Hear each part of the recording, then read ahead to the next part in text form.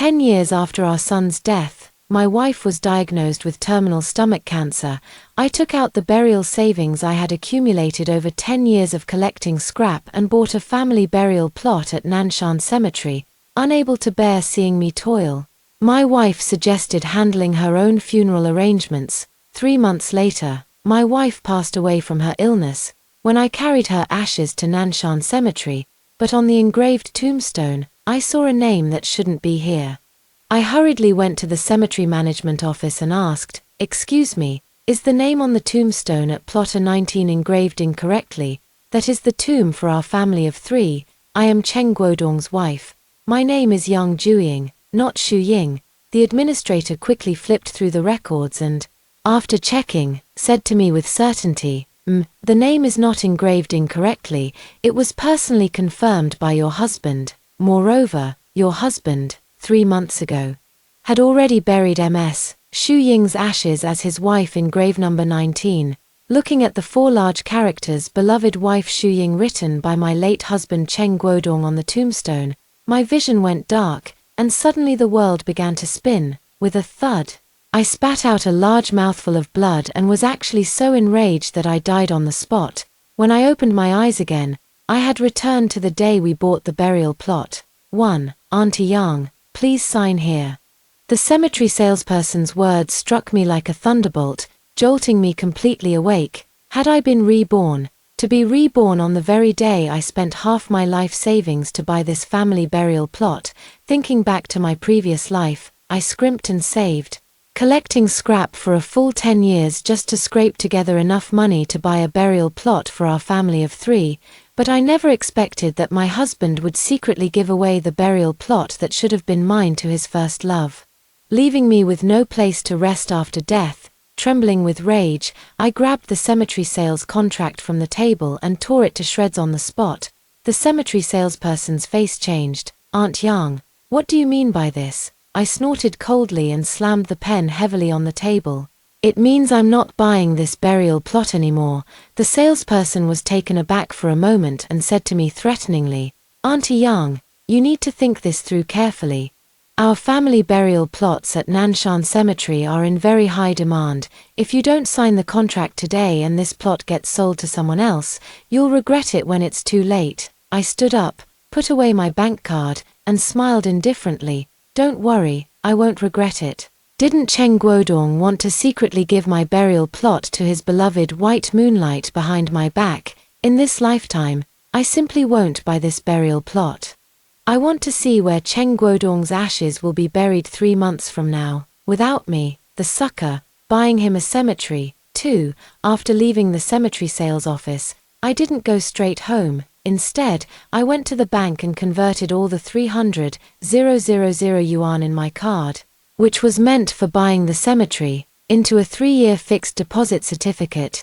Cheng Guodong is already in the late stages of stomach cancer and has at most 3 months to live. 3 years from now, who knows where his ashes will have ended up? What use would he have for a cemetery then? In this lifetime, I will use this money to live out the rest of my days well. As soon as we got home, Cheng Guodong eagerly reached out to me. "Did you buy the cemetery? Where's the contract? Hurry up and show me." I secretly sneered. To avoid alerting him, I deliberately rubbed my old rheumatic leg and sighed heavily. "I didn't manage to buy it today." Cheng Guodong grew anxious. "Why didn't you buy it?" "It's all because of my old rheumatism. I walked too slowly and missed the last bus to Nanshan Cemetery." Cheng Guodong glanced at me with disgust, snorted, and lay back on the sofa, ordering me impatiently, "Since you're back, hurry up and make dinner. Tell me, what else can you do in your life besides washing clothes and cooking? You know there are only 2 buses a day from the city to Nanshan Cemetery, so why couldn't you leave home earlier?" Listening to Cheng Guodong's complaints, I felt so angry that my eyes turned red. Why couldn't I leave home earlier? Others might not know, but how could he not know? Ever since Cheng Guodong was diagnosed with stomach cancer, in order to save money for his treatment, I've been trying to stretch every penny as far as possible. Cheng Guodong is a laid-off worker from a state-owned enterprise, with a monthly pension of just over 2,000 yuan. I have been a housewife all my life and don't even have a pension. Our family's life is tight. and we still have to save money for Cheng Guodong's medical expenses and medicine. To save money, I wake up at 3 a.m. every day and go to the streets to rummage through trash bins and collect recyclables before the sanitation workers start their shifts. After 5 a.m., I ride my tricycle to the vegetable wholesale market to pick up discarded fruits and vegetables that others don't want. This way, I can save on grocery money and buy some meat for my husband. I also have to make it back before 6:30 a.m. to prepare a nutritious breakfast for my husband, then brew his traditional Chinese medicine and help him take his medication. Last winter, during an extremely cold and snowy period, the electric battery of my tricycle broke down. I had to push the tricycle all the way back from the wholesale market, and my whole body was nearly frozen stiff. Yet, Chen Guodong only complained about me coming back late, which made him miss his breakfast on time. This morning, in order to catch the bus early to Nanshan Cemetery to sign a contract, I didn't even have time to eat breakfast. But what about Chen Guodong? He didn't care at all whether I had eaten breakfast or not, or if my old leg injury was acting up after running around all day. He only cared about whether he could have his dinner on time. Looking at my partner who was lounging on the sofa like a boss, playing on his phone, I sneered coldly, walked into the kitchen, took out 2 packs of instant noodles that were about to expire, and slammed them on the table. I've been running around all day, I'm too tired and don't feel like cooking. Let's just have instant noodles tonight. 3. Chen Guodong was taken aback for a moment, then flew into a rage. I have late-stage stomach cancer. And you want me to eat instant noodles? I mimicked his posture, plopping down on the sofa. I've been walking all day. My legs hurt so much I can't move. I'm not cooking today. If you want to eat, make it yourself. Old man Chen Guodong's face flushed red.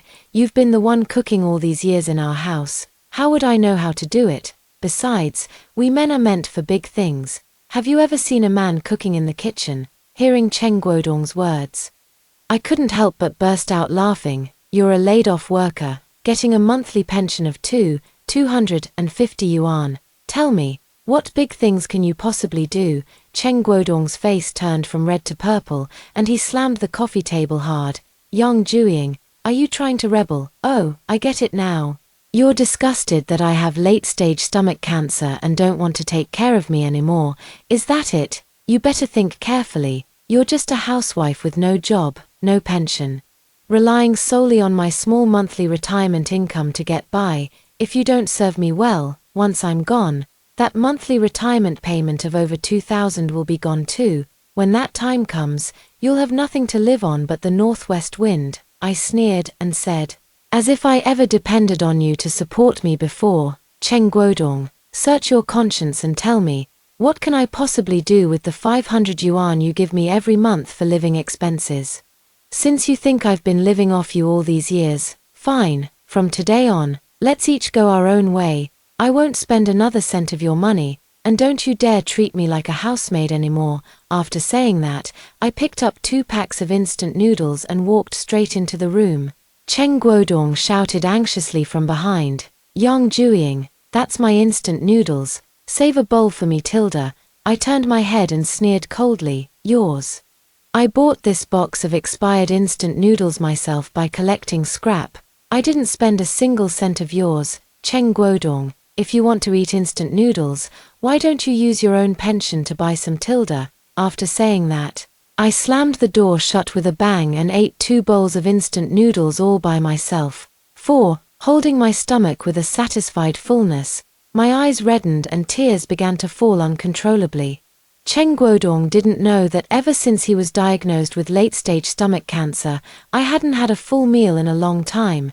To collect more recyclables and save money for his treatment and for buying a burial plot for our family of 3, every morning and noon, I would stuff 2 homemade steamed buns into my bag. Only in the evening, after taking care of Chen Guodong and making sure he had eaten, could I have some of the leftovers from his meal. After Chen Guodong was diagnosed with late-stage cancer, his temper became unpredictable. Sometimes, in the middle of a meal, he would suddenly flip the dining table over. In my previous life, I pitied him for having cancer and not having long to live, so I tolerated everything. I even worried that he might harm his health by going hungry. Every time Cheng Guodong overturned the meal, no matter how late it was, I would make him a new one, even if I was still hungry myself.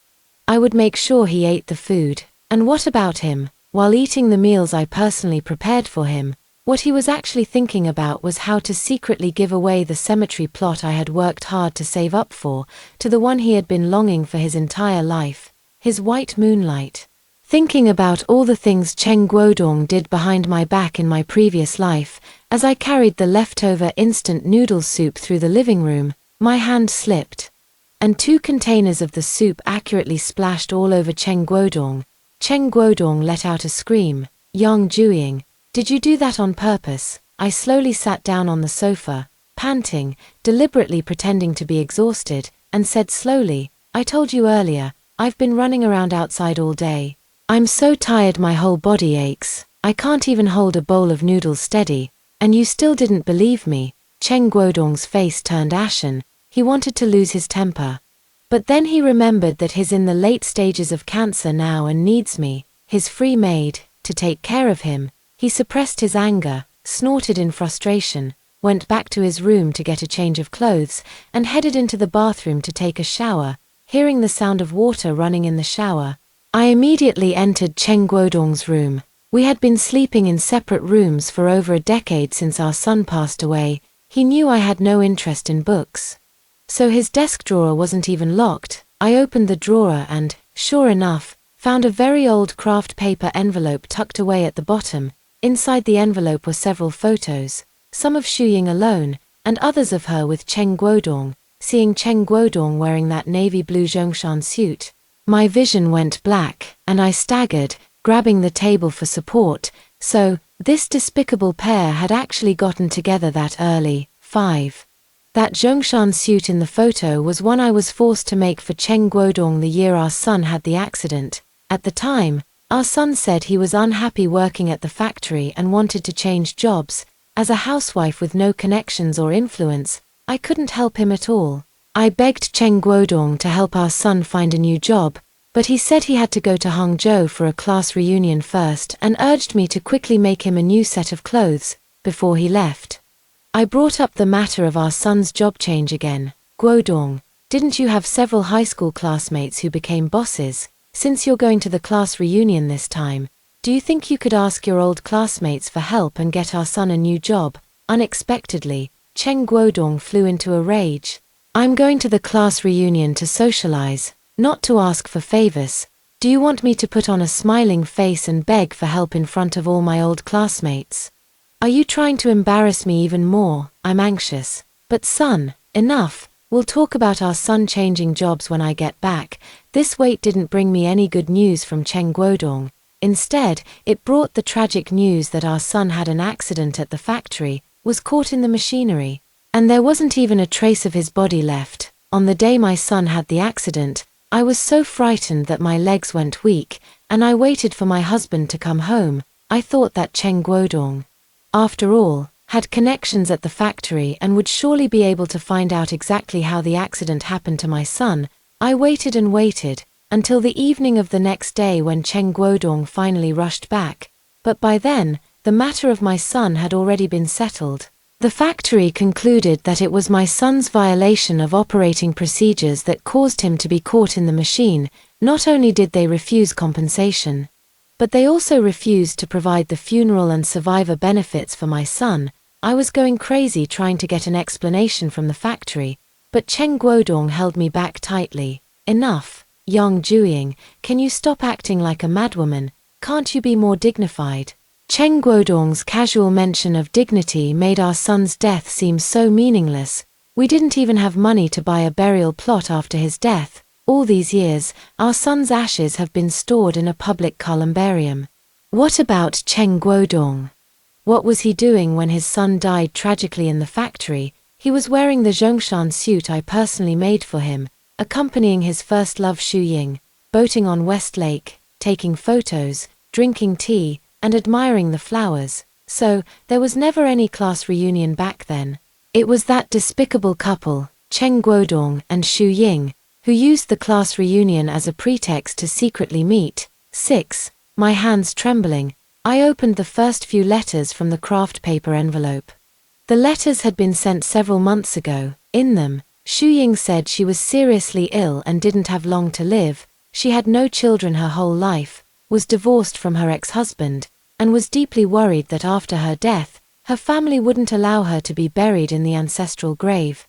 I don't know what Cheng Guodong wrote in his reply to her, but in Xu Ying's last letter, she was practically overflowing with gratitude toward him. She also said that though they couldn't be husband and wife in this lifetime, if they could truly be buried together after death, they would surely become an immortal couple in the next life. Reading this, I was already in tears. There's no need to guess. Cheng Guodong must have solemnly promised Xu Ying in his reply that he had already purchased a burial plot and would have her buried with him as his wife, and the joint burial plot he promised was, needless to say, the very same family burial plot I had purchased in my previous life. Cheng Guodong, how dare you! I clutched Xu Ying's final letter so tightly that I nearly tore it to shreds in my rage, but in the end, I placed the letter back into the craft paper envelope, exactly as it was, and tucked it away at the very bottom of the drawer. Suddenly, Cheng Guodong's voice came from behind me. Yang Jueying, what are you doing in my room? Listen, we are still legally married, and yet I, as his wife, don't even have the right to enter my husband's room. I pulled the tablecloth off the table with a backhanded motion, and the neatly arranged writing brushes, ink, paper, and inkstones scattered noisily all over the floor. Cheng Guodong's heart ached so much that the corners of his mouth twitched. Yang Jueying, what madness are you up to again? I remained calm and composed. I just came to your room to take my things, since we've agreed to live separately from now on. My things won't be for your use anymore. As I spoke, I opened the wardrobe and took out all the clothes, shoes, socks, sweaters, vests I had made with my own hands, as well as the bedsheets and quilt covers I had sewn from fabric scraps. Gathering them all in one go, Cheng Guodong was dumbfounded, grinding his teeth in anger. Fine, you want to live separately, is that it? Well, this house was bought by me too. Since you're living in my house, shouldn't you pay me rent every month? I was trembling with anger. Fine, I'll move out today. Cheng Guodong, rest assured, I won't take advantage of you even a single cent. Similarly, in this lifetime, don't even think about taking advantage of me again. Hearing that I was going to move out, Cheng Guodong's expression faltered for a moment, and he stammered, if you really have nowhere to go, for the sake of our time as husband and wife, I can let you continue living at home. However, you must continue to do the laundry, cook for me, and accompany me to the hospital for checkups and to pick up medicine. Just like before, I sneered inwardly, thinking, after all that talk, aren't you just reluctant to let go of a free nanny? With a sarcastic smile, I shook my head and said, forget it.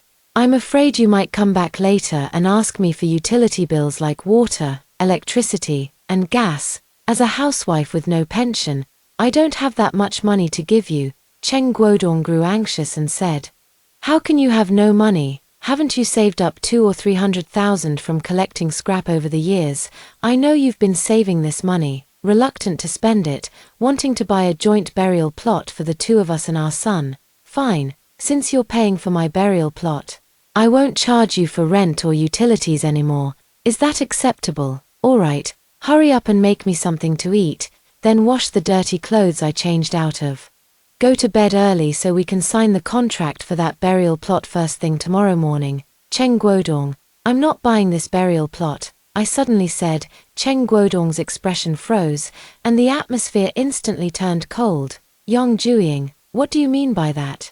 I curled my lips and looked at him with a cold sneer, enunciating each word clearly. What I mean is, I'm not buying the burial plot anymore. Where you, Cheng Guodong, want to be buried and who you want to be buried with, that's your business. I won't be involved anymore. Cheng Guodong's expression changed. You peeked at that letter in my drawer. 7. Facing Cheng Guodong's horrified and angry gaze, I nodded. That's right, I've seen all those letters between you and Xu Ying. I know. You want to abandon me, your lawful wife, and have Xu Ying buried with you as your wife. I also know that you want to give up the joint burial plot I bought for our family of 3, using up my entire life savings, and let Xu Ying have it. Cheng Guodong, you really have it all figured out. If you want to buy a burial plot for your old flame, why do you have to use my money? Why don't you just sell this house? Then not only could you afford the joint burial plot, but you might even have enough left to throw a grand posthumous wedding for you and your old flame. Cheng Guodong refused without a second thought. No, I've already promised this house to Xu Ying's nephew on her mother's side. Xu Ying has no children of her own, and we're counting on her nephew to tend her grave and make offerings in the future, even though I had long known that Cheng Guodong didn't care about me. Hearing these words made my heart turn completely cold. Cheng Guodong, I've been married to you for so many years, bore your children, and served you tirelessly without complaint. When you got cancer, I went out picking through trash to save money for your treatment, eating only one meal a day myself just to save enough to buy you nutritional supplements. I don't expect you to treat me particularly well, but you won't even leave me a place to live. Are you even human? Cheng Guodong guiltily turned his head away, but snorted coldly, having children? So what if you gave me a son? We still couldn't raise him to adulthood. You've caused our Cheng family line to die out, and you still have the nerve to live in our house. I felt as if struck by lightning, staring at him in disbelief. Cheng Guodong, how exactly did our son die? Don't tell me you don't have a clue. Back then, I begged you so many times. I told you over and over that our son was unhappy at the factory, that his co-workers were bullying him, and I asked you to find him a different job. But what did you do? You went to Hangzhou to accompany Xu Ying on a trip, completely disregarding our son's life. Where were you when our son died in the factory? You were boating on West Lake with that vixen Xu Ying. How dare you blame me? 8. My tearful accusations, filled with anguish, made Cheng Guodong fully realize that some things could no longer be hidden. He coughed uncomfortably and said evasively, that was so many years ago. What's done is done. Besides, Xu Ying is no longer with us. The dead should be respected. What's the point of bringing up old grudges now? Anyway, I've already agreed to the matter of the house and written my will. After I'm gone, Xu Ying's nephew on her mother's side will be my sole heir. I know you're upset. At most, I can talk to him and have him recognize you as his godmother. Then, after you pass away, he can burn some paper money for you during festivals. Will that be acceptable? I stared at him fixedly for a long while before letting out a soft laugh. Cheng Guodong, I don't even want my own ashes anymore. Do you really think I still care whether someone burns paper money for me after I die? Cheng Guodong's expression changed. No ashes. Yong Jueying, what do you mean by that? I didn't answer him. Just turned around and went back to my own room, closing the door without hesitation.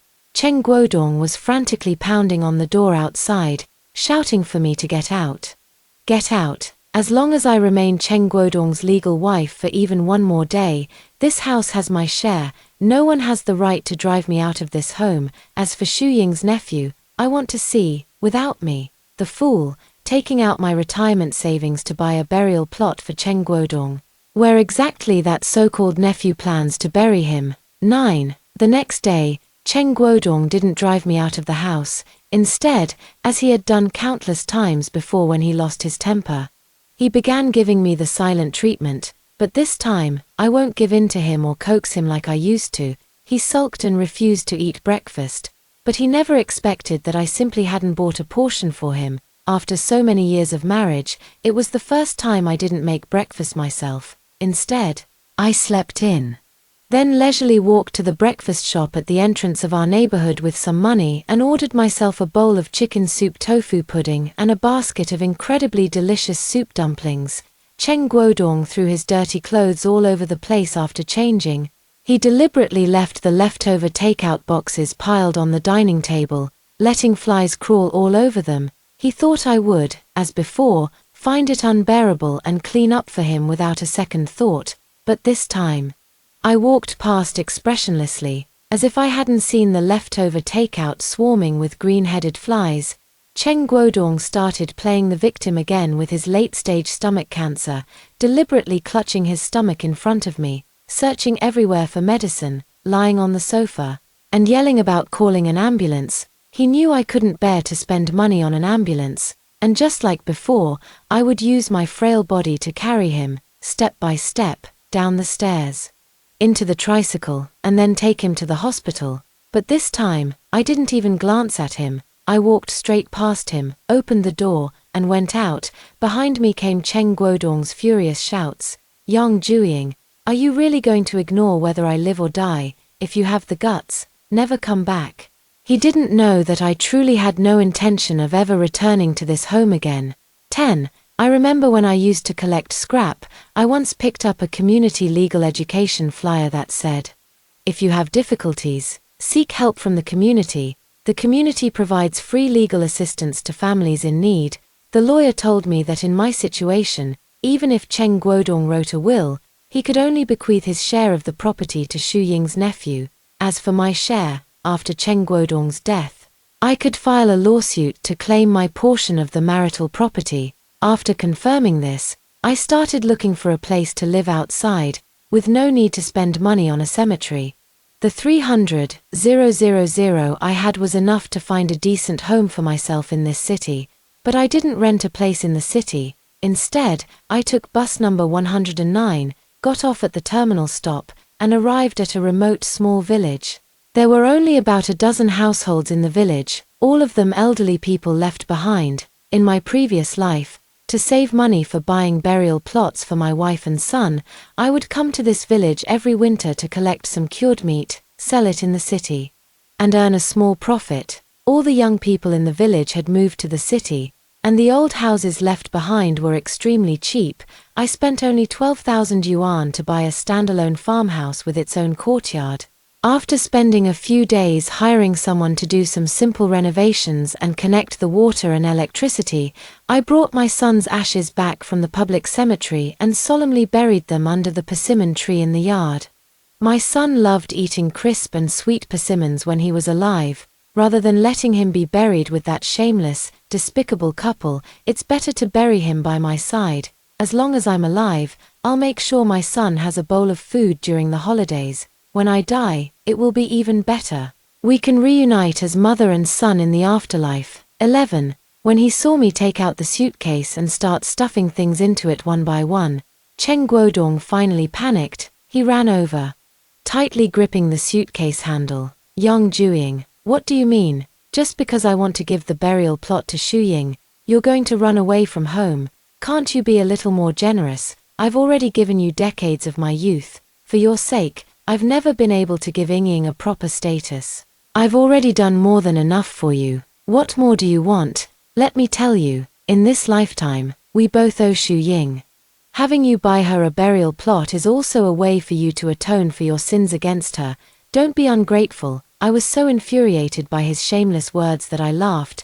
Do I owe her? She stole my man, caused my son's death, and you tell me, what do I owe her? Cheng Guodong's face turned ashen, and he said through gritted teeth, you owe her a rightful place. If it weren't for you, I would have married Xu Ying long ago. She would have had someone to take care of her, wouldn't have left so early, and wouldn't have ended up alone, without even a proper burial place. I laughed, took the marriage certificate out of the drawer, and slammed it hard onto Cheng Guodong's face. Cheng Guodong, do you think I care about this status of yours, a monthly pension of 2,250, and terminal cancer? What a blessing. You should keep it for your precious white moonlight. Xu Ying, you want to give Xu Ying a proper status. Fine, I'll make it happen. Do you dare to go with me to the Civil Affairs Bureau right now to get a divorce? Cheng Guodong's hand trembled as he raised his arm, intending to slap me, but in the end, he weakly lowered it. He didn't dare. My son is already gone. If even I get driven away, who will take care of that terminally ill old man with his measly 250 yuan monthly pension? He can't even afford a caretaker, who will arrange his funeral affairs. So it turns out he also knew that Xu Ying's so-called nephew from her maternal family was completely unreliable. It's just that in this lifetime, I no longer wish to be the one taken advantage of. Wasn't he obsessed until death with giving his beloved Xu Ying a proper status? Then give it. Who the hell cares about this lousy title? 12. Watching Cheng Guodong as if he had touched a hot potato, he quickly threw away the marriage certificate. I smiled, stuffed the marriage certificate into the suitcase, zipped it up, and left without looking back.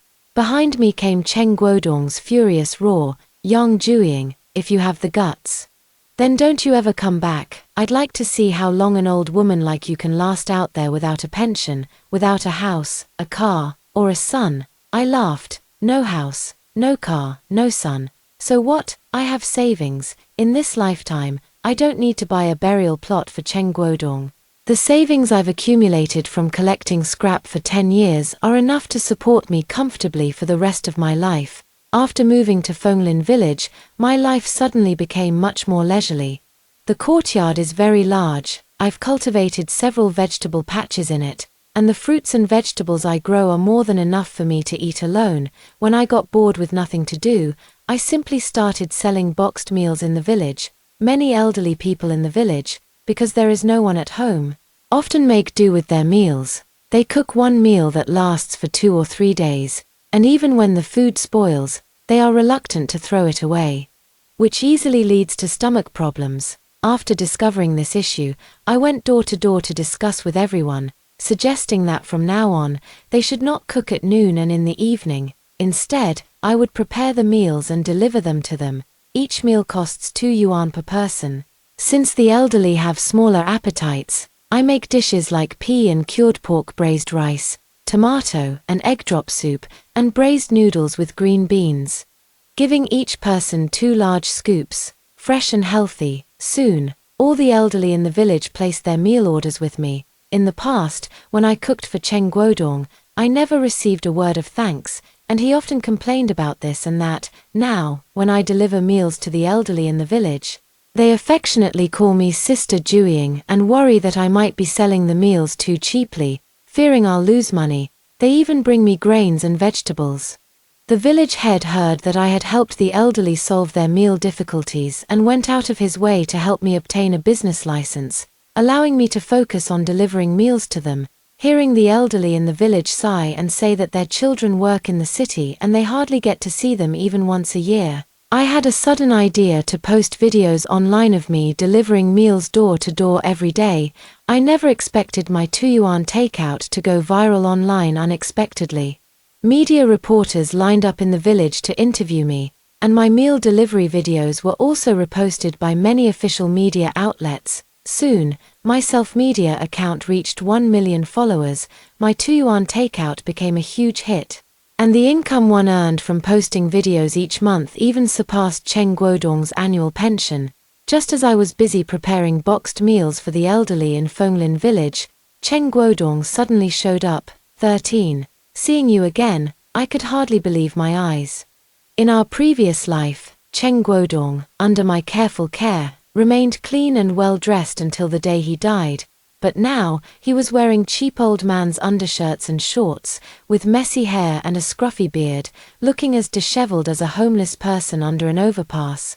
When he saw me using a large iron ladle to serve meals to the elderly from the insulated container, scoop by scoop, Cheng Guodong instantly broke down. Yang Jueying, your husband has terminal stomach cancer and is about to die, yet you don't care or ask about him. Instead, you've come here to buy groceries and cook for a bunch of outsiders. I've raised you all these years. How can you treat me like this? Come on, come home with me. I used all my strength to shake off his arm, sneering repeatedly. Go home. What home do I have? You've already given our house away. What would I be going back as? A hired nanny in your house? Fine.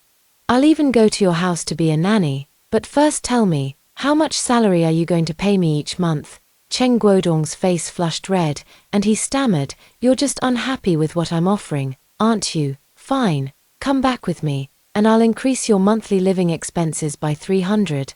800 yuan a month should be enough for you to buy groceries and cook, right? Before I could even speak, the elderly men and women nearby started scolding him back for me. 800 a month.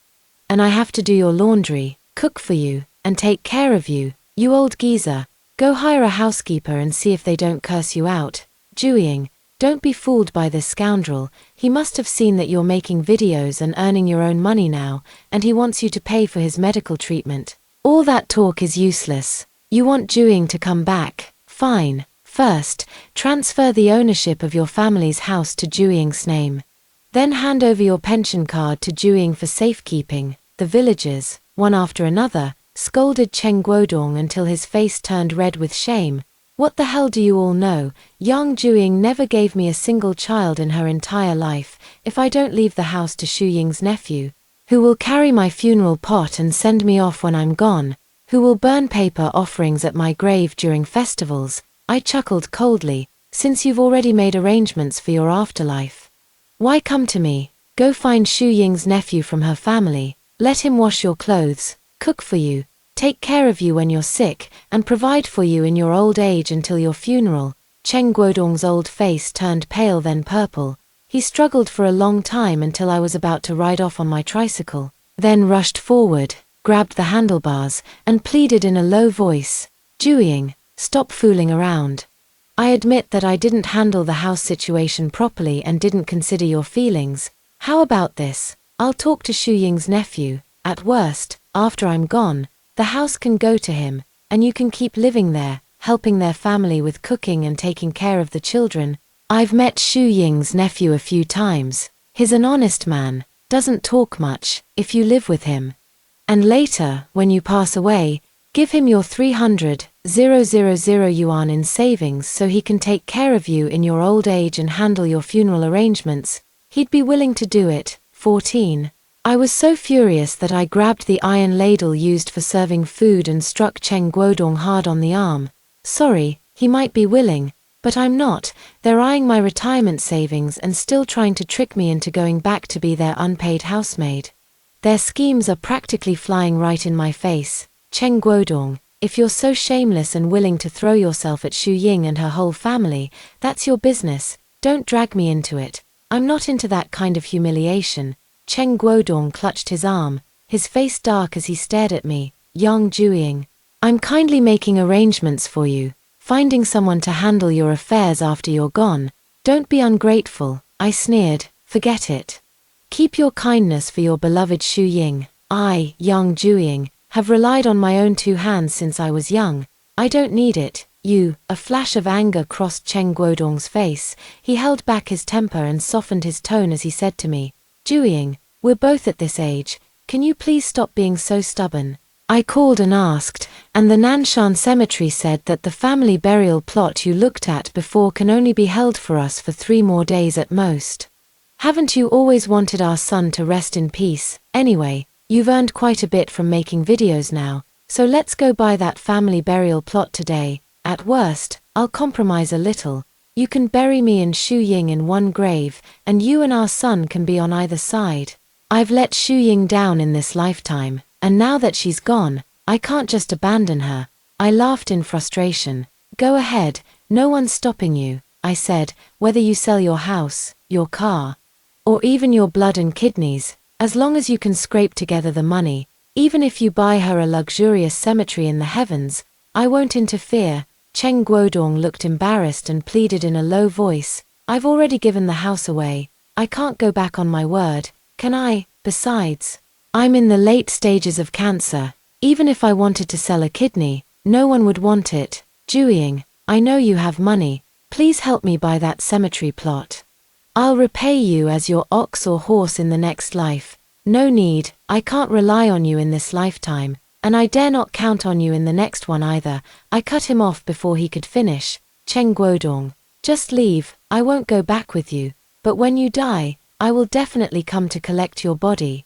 Before he could even feel happy, I stared at him and said word by word, "After all, if I don't handle your funeral, how will I ever get back all the money I've given for weddings and funerals over the years?" As soon as the words left my mouth, I saw Cheng Guodong's face turn pale. With a phut sound, he actually spat out a large mouthful of dark blood.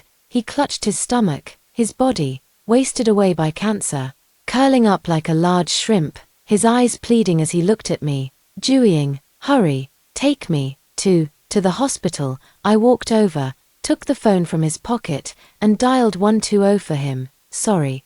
You haven't given me a single cent, and I don't have money to pay for the ambulance either. Call Shu Ying's nephew, have him go to the hospital to take care of you and help with the payment." With that said, I hopped onto the tricycle, grabbed my loudspeaker, and loudly announced, "Lunch is here, come get your bowls." The tricycle, loaded with 2 large buckets of food, slowly disappeared down the country road under Cheng Guodong's nearly despairing gaze. 15. The next time I heard news of Cheng Guodong was when the hospital called, saying he was on the verge of death and requesting that I, as a family member, rush to the hospital to help arrange his final affairs. When I arrived at the hospital, I saw Cheng Guodong lying on the hospital bed, his face deathly pale and so emaciated that he was nothing but skin and bones. Standing by the sickbed was a middle-aged man with simple, honest features. Looking impatiently at Cheng Guodong lying unconscious on the bed, muttering under his breath, "This old geezer is so full of tricks. Couldn't he just transfer that apartment to me while he was still alive? He had to wait until he kicked the bucket to let me inherit the property. Was he afraid I wouldn't carry his funeral urn?" I sneered inwardly, walked over to the sickbed, and without any hesitation, slapped Cheng Guodong several times across the face, jolting him awake. Cheng Guodong seemed to have lost all sense of pain. When he opened his eyes and saw me, a faint smile actually flickered across his face. "Jueying, you've come, I knew it, I knew you wouldn't abandon me," I smiled, but the smile didn't reach my eyes. "Cheng Guodong, did you really think that by calling Xu Ying's nephew here, he could handle your funeral arrangements for you, as long as I, as the family member, don't sign? Do you believe that even the crematorium wouldn't dare to let him sign for you?" My almost vicious words caused Cheng Guodong's face to change drastically, and his breathing became rapid. I leaned close to his ear again, speaking in a voice only the two of us could hear, word by word. "Cheng Guodong, you can go in peace. After you die, I will immediately sue him in court to get back half the money for the house. As for the remaining half, do you think Xu Ying's precious nephew would be willing to spend money to buy such an expensive burial plot for you?" A flicker of terror crossed Cheng Guodong's gaunt, pale face. He stared at me like that, with unwilling eyes, and breathed his last breath. 16. Cheng Guodong was dead. No sooner had I signed the cremation papers than I immediately hired a lawyer to sue Xu Ying's nephew in court. The community legal aid was right, even though I didn't contribute any money to Cheng Guodong's house. I still own half of the property rights. In the end, the court ruled that although Xu Ying's nephew inherited the old house, he must pay me 630,000 yuan for the property. After receiving the money, I couldn't wait to hand Cheng Guodong's ashes over to Xu Ying's nephew. This was old Cheng's dying wish. He said that in this life, he couldn't give your aunt Xu Ying a proper status, but he hoped that after death, he could be buried together with your aunt. The deceased is to be respected. I've decided to honor his last wish. I'll entrust old Cheng's ashes to you. Seeing the look of disgust on Xu Ying's nephew's face, I couldn't help but secretly feel a sense of anticipation. "Cheng Guodong, weren't you hoping until your last breath to be buried with your beloved white moonlight? I want to see in this lifetime whether you two despicable lovers can become a pair of ghostly lovebirds." 17. After handling Cheng Guodong's funeral arrangements, I returned to Fenglin village and continued running my Tuyuan delivery service. However, it wasn't long before I heard that Xu Ying's nephew had been reported by neighbors for secretly disposing of the ashes and ended up in detention. It turned out that Xu Ying's nephew never had a good relationship with his aunt. His previous act of pretending to be honest and simple in front of Cheng Guodong was merely to swindle his inheritance and property, but he never expected that I, the original spouse, would actually hand over Cheng Guodong's ashes to him. They weren't relatives or friends, and he wasn't wealthy either. Why would he be willing to spend so much money to buy a burial plot for Cheng Guodong and Xu Ying, two dead people? The couple discussed it and actually took advantage of the darkness to open a manhole cover by the street, then scattered Cheng Guodong and Xu Ying's ashes into the sewer, but they never imagined that this scene was captured by the dashcam of a nearby car. After the video was exposed, Xu Ying's nephew was arrested by the local police station. Unfortunately, due to the continuous heavy rain during that period, the water flow in the sewer was too rapid, and the ashes of Cheng Guodong and Xu Ying had long been washed away by the sewage, with no one knowing where they ended up. Looking at it this way, the two of them have become intertwined, with each containing a part of the other, never to be separated again. The police station called me to ask if I wanted to pursue legal action against Xu Ying's nephew. The thought of this kid helping me settle a score from my past life brought tears to my eyes, and I quickly signed the letter of forgiveness. Old Cheng had always been fond of his nephew Xu Ying from his wife's side. Even if his ashes were scattered into the sewer, he would surely forgive him. With the 50,000 yuan voluntarily compensated by Xu Ying's nephew, I bought a pig, 2 sheep, and half a cow, and organized a lively bench banquet for the elderly left behind in the village during the Double Ninth festival. Later, I took out the 300,000 yuan originally intended for a joint burial plot and established a mutual aid elderly care foundation in Fenglin village. From now on, elderly people in the village like me, who have no children, no longer have to worry about having no one to rely on in their old age. A few years later, using the money I earned from being a self-media creator, I bought 2 adjacent burial plots for myself and my son in the township cemetery near Maple Forest Village. Looking at the 3 large characters Yang Juiying carved on the tombstone, I couldn't help but smile. Cheng Guodong, you can rest easy in the sewer and continue your romance with your beloved white moonlight. As for me, in this life, I will be with my son, living a peaceful and stable life until I pass away naturally in old age.